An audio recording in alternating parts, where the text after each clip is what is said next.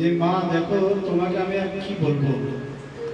এক কথায় গীতির তাৎপর্য হল যিনি ভজনশীল বা যিনি ভক্ত, যিনি পরমার্থ বলেন, যিনি সচ্চিন্তা সতারাধন করেন, তার সঙ্গই শ্রেয়স্কর, অন্যের সঙ্গ অশ্রেয়স্কর। এইখানে সর্বপ্রথম শ্রদ্ধার কথা বলছেন, শতাং প্রসঙ্গান মম বীর্য সংবেদ ভবন্তি হৃৎকর্ণরসায়না কথা তজ্জোষণাদস্য অপবর্গবর্তমনি শ্রদ্ধারতির্ভক্তিরনুক্রমী। এখানে একসঙ্গে যে সঙ্গের কথা বলছেন, আদৌ শ্রদ্ধা, তত সাধুসঙ্গ, ভজন ক্রিয়া, অনর্থ নিবৃত্তি, নিষ্ঠা, রুচি, আসক্তি, ভাব এবং প্রেম, সাধক জীবনে এই 9টি স্তর। তার মধ্যে যদি কোন প্রকার একটু মহতের সঙ্গে কেউ শ্রদ্ধালু হলে বাধা কীর্তন করতে শুনতে পারেন, একটি হলো সঙ্গ, আরেকটি হলো প্রসঙ্গ। সঙ্গ মানে কি, দাদা কেমন আছেন, শরীর ভালো তো, এটি হলো সাধারণ সঙ্গ। আর প্রসঙ্গ হলো প্রকৃষ্ট রূপে যে সঙ্গ, মানে হরিকথা শ্রবণের সৌভাগ্য। সেখানে তিনি এক শ্রদ্ধা থেকে আসক্তি স্তর পর্যন্ত পৌঁছে যেতে পারেন, যেখানে চতুর্থ স্তর যে অনর্থ নিবৃত্তি, এই অনর্থকে পরিত্যাগ করাই ভীষণ কঠিন হয়ে পড়ে। অনর্থ নাহি যায় সে পরম ভয়, সেই অনর্থকে পার করে তিনি সোজা চলে যান কোথায়, আসক্তি স্তরে। আসক্তি পর্যন্ত সাধন ভক্তি, তারপরে ভাব ভক্তি, তারপরে প্রেম ভক্তি। তজ্জোষণা, যুষের যত প্রীতি সেবার অর্থে যারা এক প্রকার প্রীতির সঙ্গে সেবন করেন, অপবর্গ বর্তমানে তারা মুক্তির দরজা আবার স্থান হাঁটতে হয়। এটি এত সহজে হয়ে যায় বুঝতেই পারেন না। শতপাত্র বেদ নেই, যেমন 7টা তুলসী পাতা বা গোলাপের পাতা নিয়ে কেউ যদি ভেদ করে, মনে হয় এপার থেকে ওপারে চলে গেল, কিন্তু তা নয়, একটা একটা করেই ভেদ হয়েছে। অথচ এত দ্রুত হয়েছে বোঝা যায়নি। তেমনি সাধু সঙ্গে কেউ যদি এই প্রকার এই হরিকথা কীর্তনে শ্রবণ সৌভাগ্য লাভ করে থাকেন, তাহলে তিনি অতি অনায়াসে এই শ্রদ্ধা থেকে আসক্তি স্তরে পৌঁছে যান, এ বিষয়ে কোনো সংশয় নেই। শ্রী কবিরাজ গোস্বামী বলছেন, কোন ভাগ্যে কোন জীবের শ্রদ্ধা যদি হয়, তবে সেই জীব সাধু সঙ্গ করায়। সাধু সঙ্গ হইতে হয় শ্রবণ কীর্তন, সাধন ভক্তে হয় সর্বানর্থ নিবর্তন। অনর্থ নিবৃত্তি হইতে ভক্তি নিষ্ঠা হয়, নিষ্ঠা হইতে শ্রবণাব্দে রুচি প্রজয়। রুচি হইতে ভক্তি হয় আসক্তি প্রচুর, আসক্তি হইতে চিত্তে জন্মে বৃত্তাঙ্কুর। সেই প্রীতি গাঢ় হইয়া ধরে প্রেমনা, সেই প্রেম প্রয়োজন সর্বানন্দধাম। এইগুলিতে এখানে আরো কিছু প্রশ্ন চলে আসে যে আমরা ভক্তির উপাসনা করছি, এখানে তিনি কতগুলো গুণের কথা বলেছেন, যে ত্রিশব কারণিকা সুলিত সর্বলে হীরাম অজাত সপ্তম সংস্থা সাধব সাধুভূষণ, এই সকল গুণ থেকে সাধু সঙ্গ করবে। যিনি ক্ষমাশীল, সহনশীল, সৌহার্দ্য সম্পন্ন, তিতিক্ষু, যিনি অজাত শত্রু, যিনি প্রকার শান্ত দান্ত। এখন প্রশ্ন চলে আসে যে আমরা এখানে গুণের উপাসক না ভক্তির উপাসক? উপাসনা ভক্তিরই, কিন্তু যে হৃদয়ে ভক্তি দেবী উদিত হবেন তার প্রাক্কালে এই গুণাবলীগুলো বিন্দুমাত্র হলেও তার হৃদয়ে উদিত হবে। সর্বমহাগুণ বৈষ্ণব শরীরে কৃষ্ণ ভক্তে কৃষ্ণের গুণ সকলে সঞ্চার।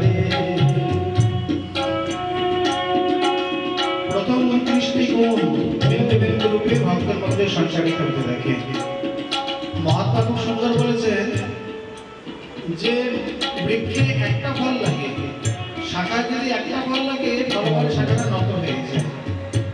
ফলবন্ত বৃক্ষ আর গুণবন্ত জন, আমরা তাহার তার স্বভাব ভূষণ। পুরো গাছে ফল লাগলে পুরো শাখাগুলো নত হয়ে যায়। তেমনি তিনি বিশ্বম্বর ভগবানকে হৃদয়ে ধারণ করবেন, অথচ গুণভাবে তার মাথারা নত হবে না, দৈন্য বিনয় গুণ তার মধ্যে দেখা যাবে না। তাও কি সম্ভব? এগুলি পূর্ব পরিচয়। সেই গুণগুলো কি হয়? সেই সব গুণ হয় বৈষ্ণব লক্ষণ।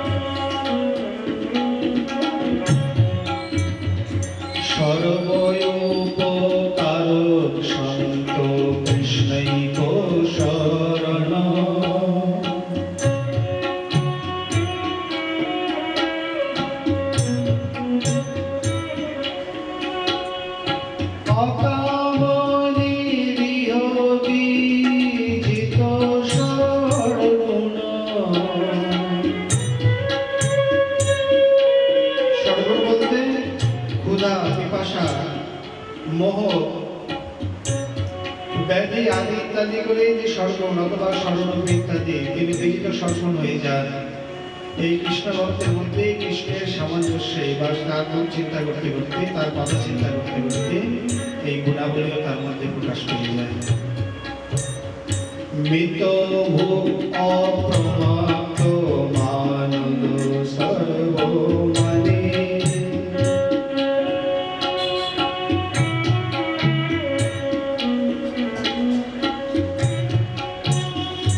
গম্ভীর করুণ মৈত্র কবি লক্ষ মনে।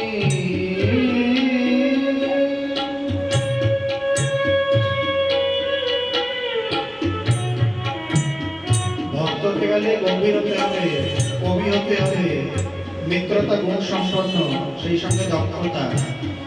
এই নয় আরতি করতে করতে আরতি গোসলতে পড়ে যায়, বলে দূর হবে এখান থেকে। সেবা শিক্ষা মানে কি? দক্ষতা, নিপুণতা, সেবার পরিপাটি। সেবার সুসজ্জা কার্য করহ কথায়, অতি শান্ত চিত্ত জানি মোরে সেবা দিল আদি। কে? শ্রীরূপ গোস্বামী। শ্রীরূপ কোথায় পাইলে তুমি এই নবদাসী, মঞ্জুলালে দিল মোরে এই দাসী, এই দাসী জানি।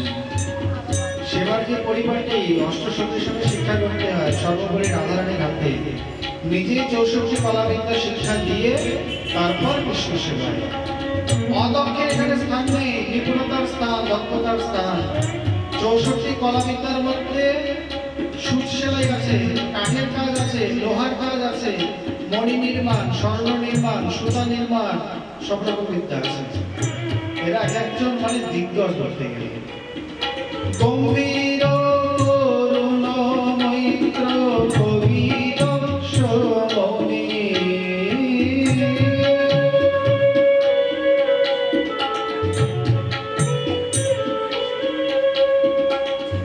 এই রূপেতে তার যার মধ্যে যে গুণ আছে সেই গুণের লক্ষণ করে তিনি বলেছেন। দেবতী মা বললেন তোমার ভক্তি কয় প্রকার? এত বড় একটা খুব সুন্দর ভালো প্রশ্ন করেছেন। ভক্তি তো আমার একই প্রকার, কিন্তু ভক্তের ভাবনা অনুযায়ী ভক্তি কয়েক প্রকারের হয়ে যায়। যেমন যেমন অন্যকে মারণ, চাকর, বশীকরণ ইত্যাদি অভিপ্রায় যে ভক্তি, একেবারে তামসিকী ভক্তি, অবিচার ভক্তি। এর দ্বারা আমিও সন্তুষ্ট নই, ভক্ত সন্তুষ্ট নয়। দ্বিতীয় হলে রাজপদ, প্রতিষ্ঠান, যশ, অর্থ, বলে যশ অর্থ ধর্ম সেবন, এটি হলো রাজসিকী ভক্তি। এর দ্বারা আমিও সন্তুষ্ট নই, ভক্ত সন্তুষ্ট নই। তৃতীয়, উদ্ধারের ইচ্ছায়, পরপারে যাওয়া পাওয়ার ইচ্ছা, মানে সংসার থেকে মুক্তি লাভের ইচ্ছা, এটি হলো সাত্ত্বিকী ভক্তি। এর দ্বারাও আমি সন্তুষ্ট নই, ভক্ত সন্তুষ্ট নয়। তাহলে থাকলো কি? বলে ঊর্ধ্বে আর প্রকার ভক্তি আছে।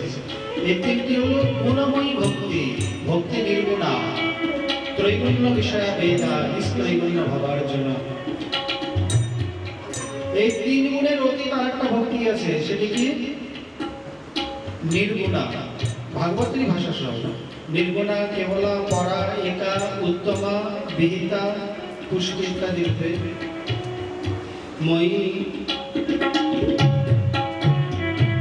মদ্গুণ শ্রবণ মাত্রে মই সর্বগুহাশয়ে অনগতে অবিচ্ছিন্না যথা গঙ্গাম বসম্ভূয়।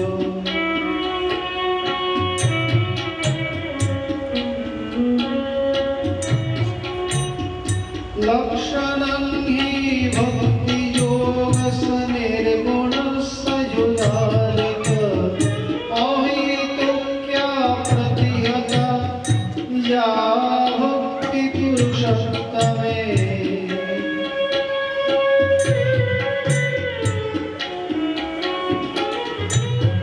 সর্বগুহাতে যে আমি অবস্থান করছি, আমার কথা শোনার সঙ্গে সঙ্গে মন্দাকিনী বধ যে ধারা প্রবাহিত হয়, সেই ধারাটাই হচ্ছে শুদ্ধ ভক্তি। এটা কি প্রকার? অহেতুকী অপ্রতিহতা, কোনো কিছুর হেতুকতা নয় এবং কোনো কিছুর বাধা প্রাপ্ত নয়।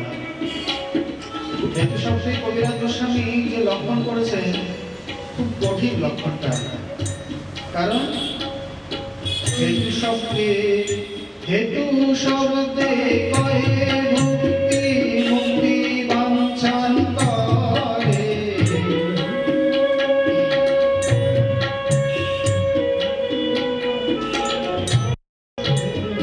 ভক্তি মুক্তি সিদ্ধি জানাই তিন প্রকারে। ভক্তি শব্দে কহে অনন্ত প্রকার, সিদ্ধি অষ্টাদশ, মুক্তি পঞ্চ প্রকার। ইহা যাহা নাই তাহা ভক্তি অহৈতুকী, যাহা হইতে বসায় শ্রীকৃষ্ণ কৌতুকে। যেখানে কোনো প্রকার কোন সিদ্ধি বাসনা, পাঁচ প্রকারের মুক্তি, ভোগ আদি থাকবে না, সেটাই হলো অহেতুকী ভক্তি, যার থেকে শ্রীকৃষ্ণ কৌতুকী প্রশংসা হয়ে থাকে। এখানে ভক্তি কাকে বলে? ভক্তি শব্দকে রূপসী বলছেন অভিধেয়, বাসুদেবের ভাষা। অভিসম্মত বিধি অর্থে যা সা অভিধেয়, যিনি ভক্ত ভগবানের সঙ্গে সম্বন্ধ স্থাপন করেন, তাকে বলে অভিধেয়।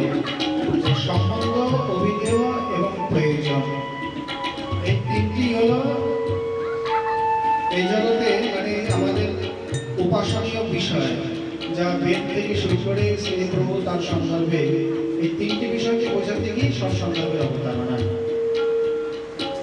অতএব এখানে বলছেন এই ভক্তি অহেতুকী, কারণ ভক্তা সজ্জা দয়া ভক্তা, ভক্তির হেতু ভক্তি, অন্য কোনো উপায় লাভ করা যায় না। ভক্তি সার্বজনীন, সার্বকালীন, সার্বভৌম সাধন।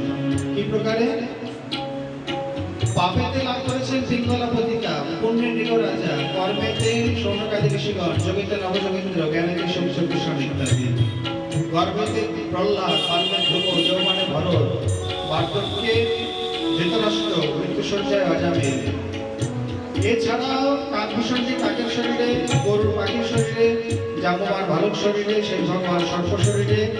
কই তারা বলে না যে প্রভু একটা ভালো সুন্দর শরীর দিন।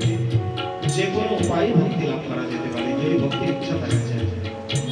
কারণ প্রিয় প্রভু খুব সুন্দর একটি শব্দ দিয়ে গেছে, বলছেন ভগবান দুর্লভ নয়, ভগবান পাওয়া দুর্লভ নয়, ভগবানকে চাওয়া দুর্লভ।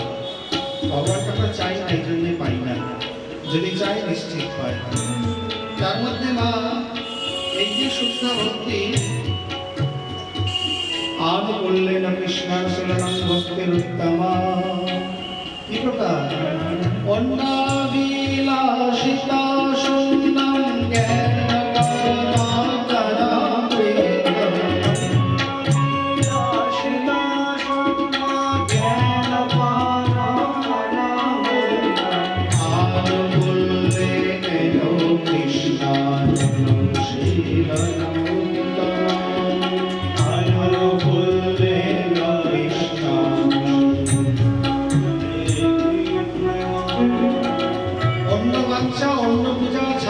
কর্ম আনুকূল্যে সর্বেন্দ্রিয়ে কৃষ্ণানুশীলন এই শুদ্ধ ভক্তি হইতে প্রেমা হয় ভাগবত পঞ্চরাত্রে এই লক্ষণ হয়।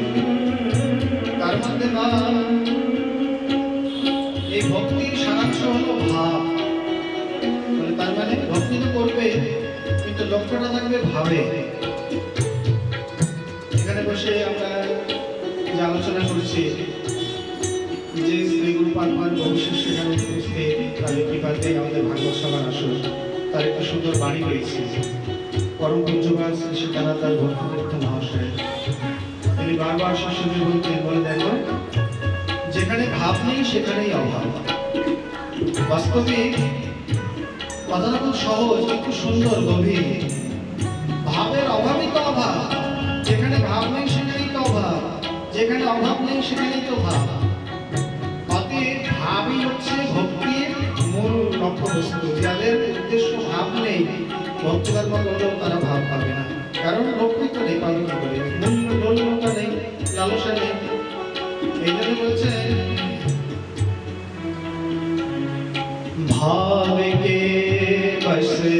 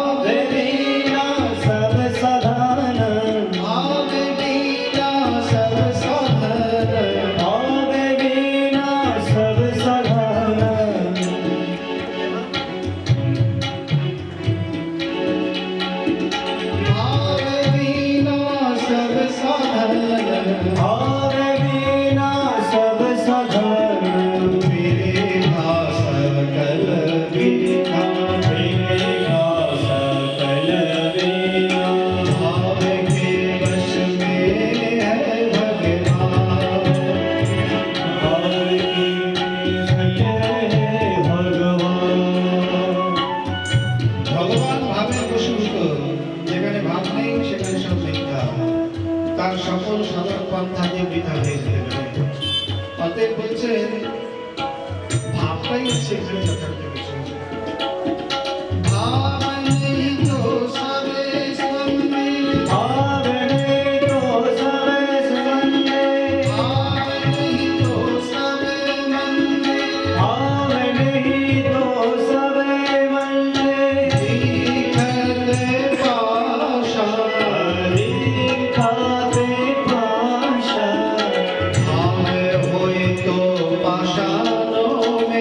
अब है तो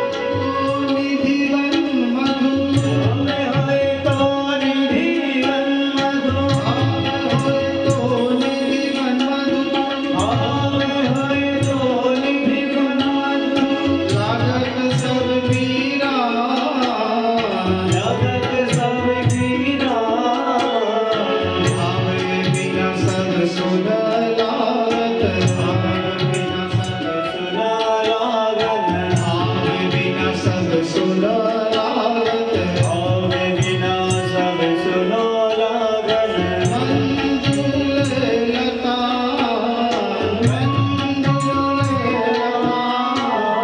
भाव के बस में है भगवान भावते बसते भगवान भाव के बस में है भगवान भावते बसते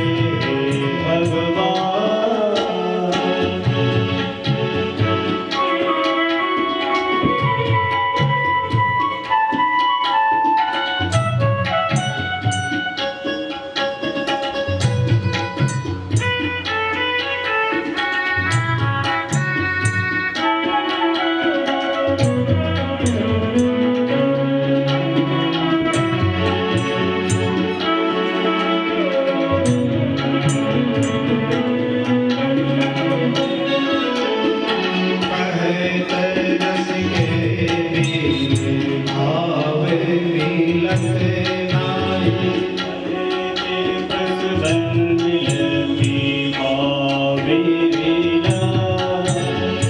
कहत रस के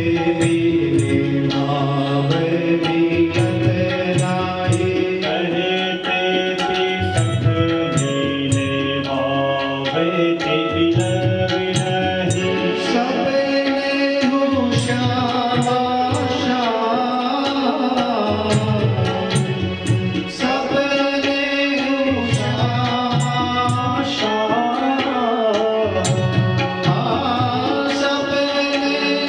श्यामा श्याम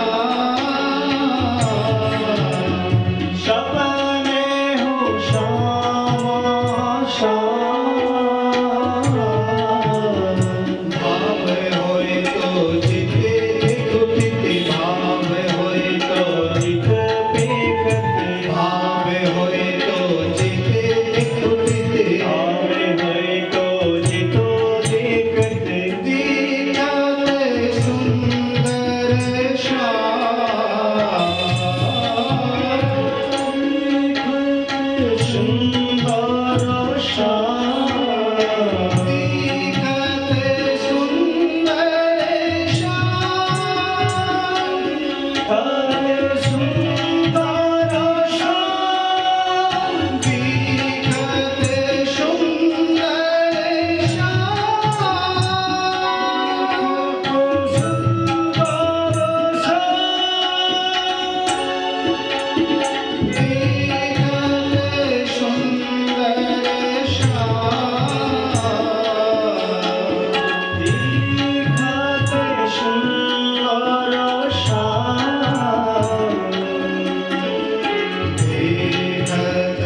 सुंदर श्याम दिखते सुंदर श्याम भाव के बस में है भगवान बसते भगवान भाव के बस में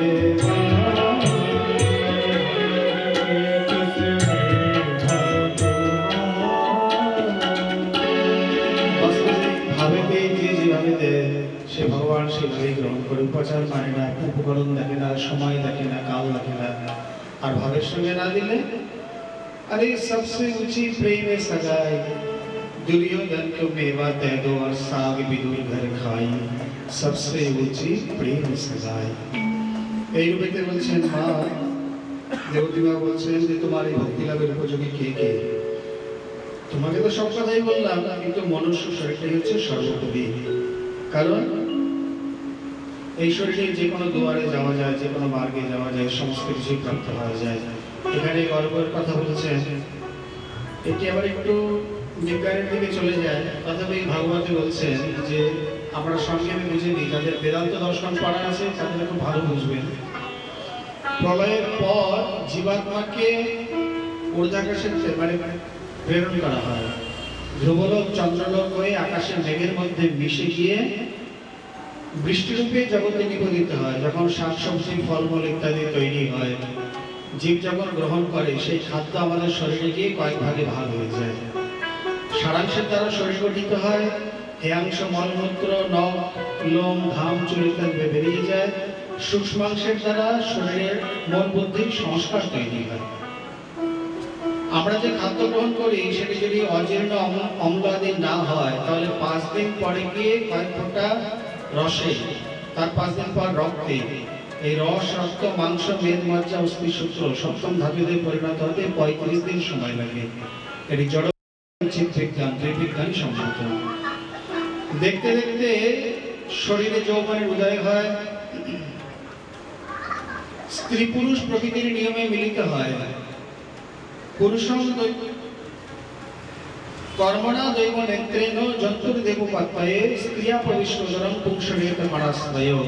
পুরুষের অংশকে অবলম্বন করে স্ত্রী গর্ভে প্রবিষ্ট হয়। কললঙ্কে এগো রাত্রেণ, এক রাত্রিতে দুটি অংশ মিশে যায়, এটা বলে কলল। 5 রাত্রিতে বুদবুদ বা ফেনার আকার, 10 রাত্রিতে কুল ফলের আকার, 1 মাসে হয় মাথা, 2 মাসে হয় অঙ্গ বিভাগ, 3 মাসে নগ্ন মস্তি আদি, 4th মাসে লিঙ্গ ছিদ্রাদি, 5ম মাসে গিয়ে ক্ষুধা তৃষ্ণার উদয়। এই 4 মাস পর্যন্ত গর্ভ ঠিকই থাকে, 5ম মাসে গিয়ে গর্ভ ধীরে ধীরে পরিবর্তিত হয়, 45 ডিগ্রি অ্যাঙ্গেলে চলে আসে। এটা হচ্ছে 90 ডিগ্রি, এর মাঝামাঝি হচ্ছে 45 ডিগ্রি, মানে পুরোপুরি কোণা নয়, একটু বাঁকা হয়ে থাকে, ঊর্ধ্বপদে হেড মুন্ডে থাকে। আর 5ম মাসেই গর্ভবতী রমণীর ধীরে ধীরে মুখের রুচি নষ্ট হতে থাকে। মা কখনোই বিবিধ প্রকারের ঠান্ডা গরম ঝাল মিষ্টি টক ইত্যাদি খায়, আর তার সারাংশের দ্বারা শিশু শরীর গঠিত হয়। সেই সারাংশ রক্তের মাধ্যমে যখন চলে যায় শিশু মুহুর্মুহু মূর্ছিত হয়, মা বুঝতে পারে না। একদিকে জঠরাগ্নির তাপ, ওদিকে গর্ভে নড়াচড়া করা যায় না, কখনো স্পাইনাল কর্ড পর্যন্ত এসে টিউব এসে দংশন করতে থাকে। বিবিধ প্রকার তাপে জর্জরিত, দুঃখ যন্ত্রণা। এখন তো রাতে বালিশ না হলে ঘুম হয় না, সেখানে বালিশ কোথায়? ঘাড় নড়াবাড়ি জায়গা নেই। এইভাবে ষষ্ঠ মাসেতেই জরায়ুর দ্বারা ভ্রমণ করতে থাকে। পুত্র হলে দক্ষিণ জরায়ুতে, কন্যা হলে বাম জরায়ুতে। পুত্রের অংশ হলে পুরুষের অংশ অধিক হলে পুত্র, স্ত্রীর অংশ অধিক হলে কন্যা, সমভাগ হলে নপুংসক হয়। 7ম মাসের দিকে পূর্বজন্মের জ্ঞানোদয় হয়। ঊর্ধ্বপদে হেড মুন্ডে থাকে, তখন এই শতজন্মের কথা প্রভু তখন পড়ে বলে। গর্ভবাসে মহৎ কষ্ট ত্রাহি মাং মধুসূদন, আর পারি না প্রভু রক্ষা করো, এবার নিশ্চিত গিয়ে আমি তোমার ভজন করবো। বলে কতবার এই প্রকার বললি, কই আমার তো ভজন করিস না, আমাকে বঞ্চনা করিস। মহাপ্রভু বলছে, মা কোন কোন পাতকের জন্ম নাহি হয়, জন্মে জন্মে হয় কেব তাদের উৎপত্তি প্রলয়। এরা অতিপাতকী মহাপাতকী জীব, 2-4 মাস গর্ভযন্ত্রণা ভোগ করছে, আবার কোনো মাতৃগর্ভে, সূর্যের আলোই দেখতে পায় না। পুনরপি জননম পুনরপি মরণম পুনরপি জননী জঠরে শয়নম, ভজ গোবিন্দম ভজ গোবিন্দম গোবিন্দম ভজ মূঢ়মতে। এই মূঢ়মতি, যদি বাঁচতে চাও আগে গোবিন্দের ভজন করে থাকো। এইভাবে করতে করতে 8ম মাসেতে অবস্থান করে, 9ম মাসেতে গর্ভ সম্পূর্ণতা প্রাপ্ত হয়, 10ম মাসে 1 দিন করতে করতে প্রসূতি মারুতির দ্বারা ধাক্কা দিয়ে বাইরে বের করে দেয়। এখানে গিয়েও আবার কিছু বৈষম্য, মানে বিমত। বিশেষ করে ডারউইন বলছে যে এই যে ক্রম অভিযানবাদ, এর দ্বারা আমাদের সৃষ্টি হয়ে থাকে, মানে জড়ের রাসায়নিক পরিবর্তনের ফলে জড়ের থেকে চৈতন্যের সঞ্চার হয়। সম্পূর্ণ ভ্রান্ত মতবাদ, জড়ের থেকে কোনোদিন চৈতন্যের সঞ্চার হয় না। বেদান্ত মতে যে যখন গর্ভ 22 দিন থাকে সেদিন জীবাত্মা প্রবেশ করে তার মধ্যে। যদি বলেন যে টেস্ট টিউব ইত্যাদি বলে হলেও হিউম্যান ক্লোনিং স্যার আন্তর্জাতিক যখন করে, তথাপি তিনি একটা লিভিং সেল সজীব কোষ দিয়ে করেছিলেন, যদি নন লিভিং সেল দিয়ে তাকে তৈরি করা যাবে, ভগবানকে গঙ্গায় ভাসিয়ে দিলেও চলবে। মৃত কোষ থেকে কোনোদিন প্রাণের সঞ্চার হয় না তো। সেখানে আপনি স্যাংক্রোজম বলুন, গোলগি বডিস বলুন, যাই বলুন, সবই তো সজীব। এখানে মৃতকে জীবন আসে জীবন থেকে, এটাই বেদান্ত দর্শন। আর জড়বিজ্ঞান বলছে জড়ের থেকে রাসায়নিক বিবর্তনের ফলে। যদি তাই হতো তাহলে যে গাছের পাতাটা ঝরে গেছে ল্যাবরেটরিতে তাকে আবার জুড়ে দেওয়া যেত। কেন জড়কে জুড়ে দাও বিবর্তন করে? সম্ভব নয়। আধুনিক জড়বিজ্ঞান আর নিরীশ্বর সাংখ্যবাদ দুটি একই। সাংখ্যযোগ দুই প্রকারের। দেবতী নন্দনের যে সাংখ্যযোগ, এটি শেষবাদ, তিনি ঈশ্বরকে স্বীকার করেছেন, ভক্তিকে স্বীকার করেছেন। অগ্নিবংশীয় আরেকজন কপিল আছে, তিনি ঈশ্বরকে স্বীকার করেননি, তিনি প্রকৃতিকে স্বীকার করেছেন। যদি কোনো জড়বিজ্ঞানীকে বলা যায় ডাবের মধ্যে এত মিষ্টি গুণকারী জল কে ভরে রেখেছে? প্রকৃতির অবদান। সূর্যমুখী ফুলে এত সুন্দর রং কে দিয়েছে? প্রকৃতি। ময়ূরের পাখাটা এত সুন্দর হলো কি করে, এত সুন্দর নাচে কি করে? প্রকৃতির অবদান। এরপরে কোনো উত্তর নেই? বলেন না। আর যিনি প্রকৃতির ঈশ্বর, তাহলে তিনি ভগবানের সকল মতবাদকে গীতায় খণ্ডন করে দিয়েছেন। পঞ্চম অধ্যায়, মায়াধ্যক্ষেন প্রকৃতি শ্রীয়তে সচরাচরম।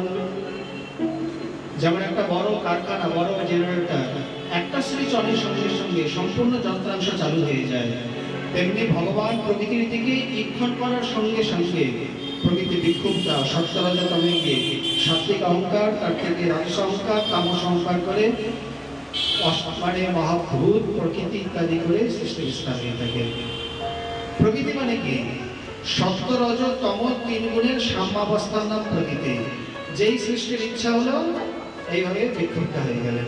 ঠিক কম্পিউটারে একটা ফাইল খুলে যাওয়ার মতো। আবার ধীরে ধীরে ফাইল বন্ধ করে যেমন আসে, তেমনি ধীরে ধীরে প্রকৃতিতে বিলীন হবে, প্রকৃতি মহাবিষ্ণুতে গিয়ে সমস্ত জীবজগৎ বিলীন হবে। যাই হোক, এইভাবে জীব সৃষ্ট হয়। তারপরও কি তার বিস্তার? মশা, মাছি, উকুন, ছাপোকা কত প্রকারে। ক্ষুধা লেগেছে, মা এসে খাওয়াবে, তারপর চিৎকার করতেই থাকো। শীতের দিনে মলমন্ত্রে বিছানায় শুয়ে আছে, মা ঘুমিয়ে আছে, ঠান্ডাতেই থাকো, উপায় নেই। পাশ করতে পারে না, পরিষ্কার করতে পারে না। ধীরে ধীরে আরেকটু বড় হলো, ছেলেপুলেদের সঙ্গে খেলা শুরু করলেন, পাঠশালায় গেলেন, স্কুল কলেজে গিয়ে পড়াশোনা করে সংসারকে বড় বলে মনে করে পত্নীর পানি গ্রহণ করে সেখানে সংসারে প্রবেশ করলেন। সংসার ধর্ম বড় ধর্ম, মা তাই পারি না ছেড়ে যেতে। ও দহিত দেন কমলাকান্তে, কিন্তু কমলাকান্ত যেভাবে সংসার করেছে সেইভাবে করেন তো? সেইখানে কি বড় মানে ভেদ, বড় পার্থক্য। মুখে তো মহাজন বলে গেছে সংসার ধর্ম বড় ধর্ম, তার ঘরে তো এসে মা মেয়ের মতো কাজ করে দিত। তোমার ঘরে কবার আসে? তাহলে তোমার ধর্মটা কি রকম ধর্ম হলো? এইভাবে দেখতে দেখতে সুখের যৌবন চলে যায় কোথায়, আসে প্রৌঢ়দশা, তারপর জ্বালা, ব্যাধি, মৃত্যু। তখনও শান্তি নেই, না জানি কোথা থেকে কোথায় ভ্রমণ করছে। বিবেকী পুরুষ বলছেন, কে ভাই তুমি ঘুমাইছ, কে ভাই তুমি ঘুমাইছ, গৃহ অভিলাষ পরিত্যাগ করি শ্মশানেতে এসে নিশ্চিন্তে রয়েছ। কে ভাই তুমি ঘুমাইছ। গৃহ বিলাস মানে তাহলে ঘরে যান, যেখানে এসে শুয়ে আছো ঘরে যাবে না? ও গৃহ সাজাইতে বাকি রাখো নাই, এখন তো তার কিছু সঙ্গে আনো না। কেবল কলসি কুচি মাথা মুন্ড ছাই, ইহার জন্যে রে ভাই আজন্ম খেটেছ। কে ভাই তুমি ঘুমাইছ। দেশি দ্রব্যের দ্বারা হয় না, বিদেশ থেকে কত জিনিস এনে ঘরে সাজিয়েছ। ওই এখন মৃত্যুর সময় কিছুই নেই। এদেশে কি করে, এক কলসি জল নিয়ে স্নান করি, কলসিটা সেখানে ভেঙে দিয়ে চলে আসে। কেবল এই কলসি কুচি মাথা মুন্ড ছাই, ইহার জন্য রে ভাই আজন্ম খেটেছ। কত অন্যায় অনীতি অধর্ম করে কত পরিশ্রম করলে, ওই একটা কানাকড়িও সঙ্গে জানতে পারলে না? আলেকজান্ডার যখন মারা যায় নাকি তিনটে মানে আদেশ করে গেছিলেন, বলছেন আমার কফিনটা যখন নিয়ে যাবে হাত দুটোকে কফিনের বাইরে রাখবে, আমি যত লুট করেছি সেই সোনাদানা ছড়াতে ছড়াতে যাবে, আর আমার কফিনটা ডাক্তারকে দিয়ে বহাবে। বলে কেন? ডাক্তাররা বড় আশ্বাস দেয়, কোনো চিন্তা নেই, আমি আছি, আপনি 5 লাখ টাকা কাউন্টারে জমা দিন, আমি আপনার ছেলেকে ভালো করে দেবো। লাখ লাখ টাকা দিয়ে দিচ্ছে, কালের মতো কাল ছেলেকে নিয়ে চলে যাচ্ছে। এই জন্য ডাক্তার ভরসা দিয়েও ভরসা রাখতে পারে না, এখানে তাকে দিয়ে এই মৃত কফিনটা বহাবে, বহন করাবে, যাতে লোকে বুঝতে পারে যে সব কথা ঠিক নয়। এত যেন অত্যাচারী, ভারতের প্রথম বৈদেশিক আক্রমণই হচ্ছে আলেকজান্ডারের। এত কিছু লুট করলাম, তাদের যাওয়ার সময় কিছু নিয়ে যেতে পারছি না, খালি হাতে যাচ্ছে, এসছি খালি হাতে, যাবো খালি হাতে। आए हैं सो जाएंगे राजा रंग फकीर, एक पलक बैठ चले एक बंधेंगे जंजीर। বলে খালি হাতে আসছি, খালি হাতেই যাবে। বলে কথাটা একদিকে সত্য, একদিকে মিথ্যা। কারণ গর্ভস্থ সন্তান নগ্ন অবস্থায় খালি হাতে আসে, যাওয়ার সময় খালি ভাবেই যায়।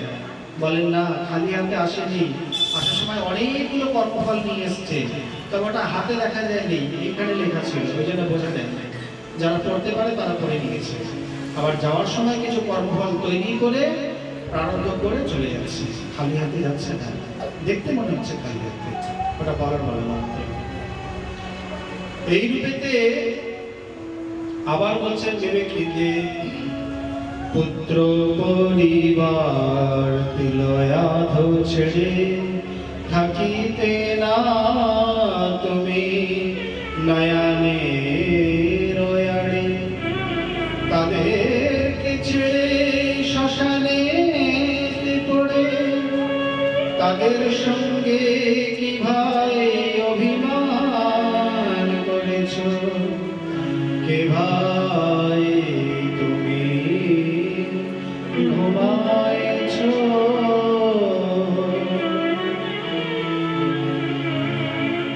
বাজারে গেলে ছেলেপুলেদের সঙ্গে কত খাবার খেলনা কত কিছু নিয়ে আসতে, কই এখন তারা কই, বাবা বলে ডাকে না।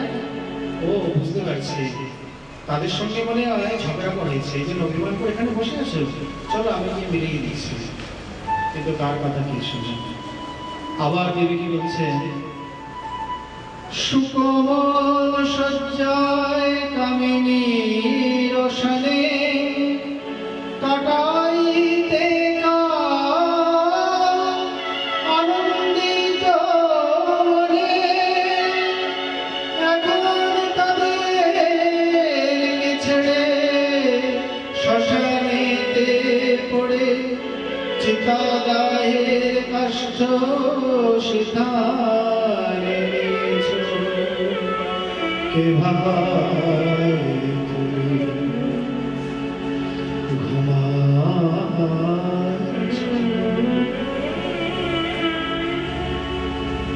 প্রাণেশ্বরী প্রাণীয় তোমার বললে কত